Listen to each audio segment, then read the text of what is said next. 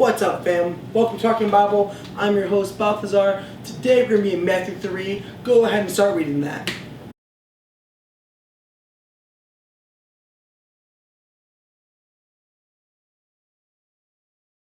There's a lot of interesting things in this. First of all, you have a crazy man named John in the wilderness kind of proclaiming that Isaiah is happening. Then you have that go on, and you start seeing John start baptizing people. You have some Sadducees and Pharisees come up, and John rebukes them. Jesus comes up, and John's like, I'm unworthy.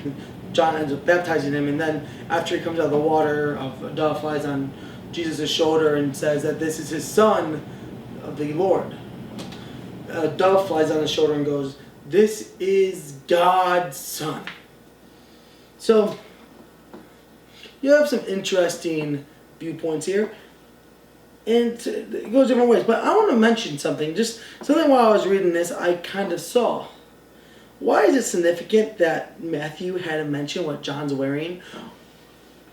That he's wearing a camel fur coat and a leather belt? Why is that significant? Well, in order to do that, we have to look through some different verses of the Bible. If you would be ever so nicely to turn to 2 Kings 1:8, and if you need a second turn, then you can pause there.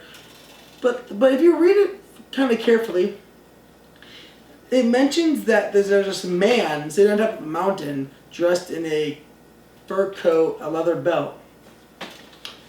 And he's a man of God named Elijah.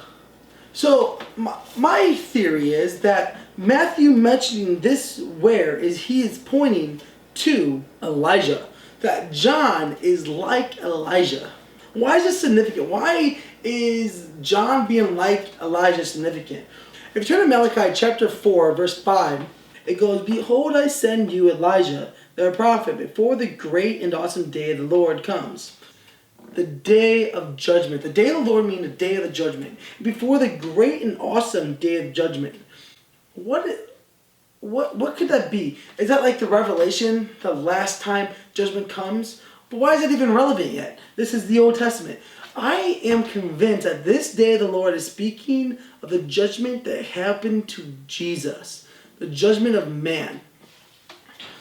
Now, if this is true, that means Malachi is going to come before him.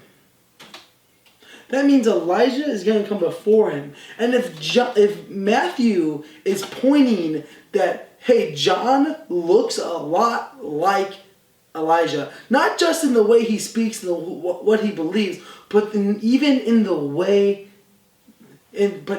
the stuff he wears. He finds fur coats and leather belts to be stylish. And if you're still not convinced of what I'm saying, that Matthew is trying to point to Elijah, let's turn to Matthew 17:11, where Jesus says, when Jesus is answering the disciples when they ask, then why does the scribes and Jesus tells his disciples at one point in time that Elijah does come and he will restore all things, but I tell you that Elijah has already came, and they did not recognize him, but did to him whatever they pleased. So also the Son of Man will certainly suffer at their hands.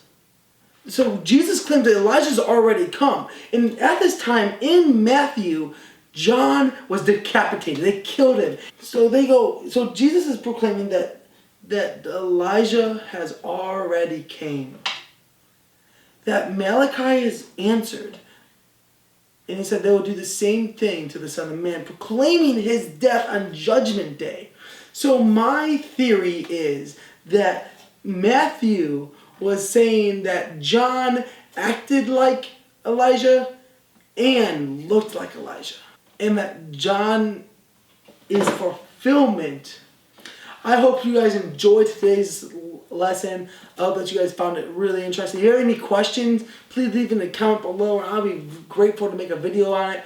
Also, if you have anything that you learned from this that you want to share with me, please put it in the comments below. Also, be sure to follow me on Twitter, Instagram, and Snapchat. This has been a great episode of Talking Bible.